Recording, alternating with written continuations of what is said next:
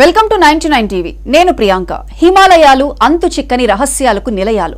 ఇటీవల పార్లమెంట్లో BJP MP Nishikant Dubey చేసిన ఒక ప్రకటన దేశవ్యాప్తంగా కలకలం రేపింది. 1965లో నందాదేవి శిఖరంపై అమెరికా వదిలేసిన ప్లూటోనియం జనరేటర్ కారణంగా భారీ అణుముప్పు పొంచి ఉందన్న వార్త హిమాలయాలపై చర్చను మరోసారి పీక్స్ కు తీసుకువెళ్లింది.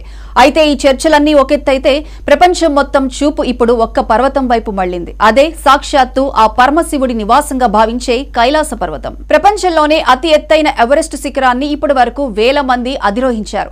కానీ ఎవరెస్ట్ కంటే తక్కువ ఎత్తులో కేవలం 6,638 మీటర్ల ఎత్తులో ఉన్న కైలాస పర్వతాన్ని ఎక్కడానికి మాత్రం ఎవరూ సాహసించడం లేదు. ఎందుకు? అక్కడ అడుగు పెడితే ఏం జరుగుతుంది?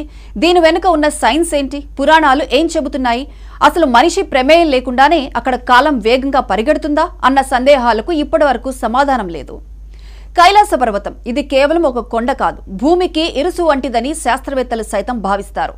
టిబెట్ సరిహద్దుల్లో మానస సరోవరానికి రాక్షస్థాల్ సరస్సుకు మధ్యన విరాజిల్లే ఈ పర్వతం చుట్టూ అంతు చిక్కని శక్తులు ఉన్నాయని ప్రచారంలో ఉంది. ఇక్కడికి వెళ్లిన పర్యాటకులు చెప్పే మాటలు వింటే ఒళ్లు గగురు పడుస్తుంది. కైలాస పర్వతం సమీపంలోకి వెళ్లగానే మన గోర్లు జుట్టు చాలా వేగంగా పెరుగుతాయట. అంటే బయట ప్రపంచంలో 2 వారాల్లో జరిగే ఎదుగుదల ఇక్కడ కేవలం 12 గంటల్లోనే జరుగుతుందట. అంటే అక్కడ కాలం వేగంగా ప్రవహిస్తోందా? అదొక టైం మెషినా అన్న సందేహాలు తలెత్తుతున్నాయి.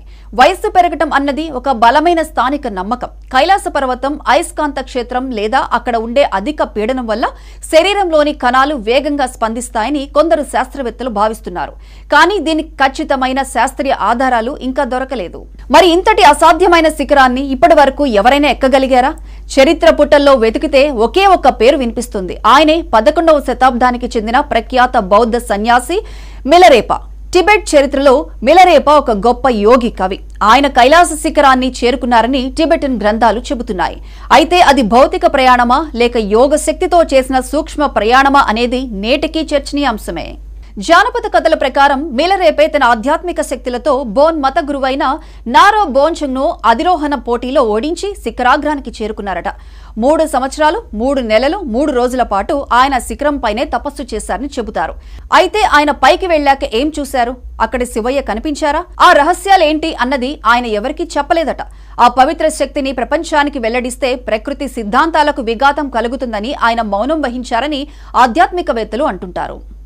కైలాస పర్వతాన్ని హిందూ, బౌద్ధ, జైన, బోన్ మతస్థులు పరమ పవిత్రంగా భావిస్తారు. వారి మనోభావాలను గౌరవిస్తూ చైనా ప్రభుత్వం ఈ పర్వతం అధిరోహించడాన్ని పూర్తిగా నిషేధించింది.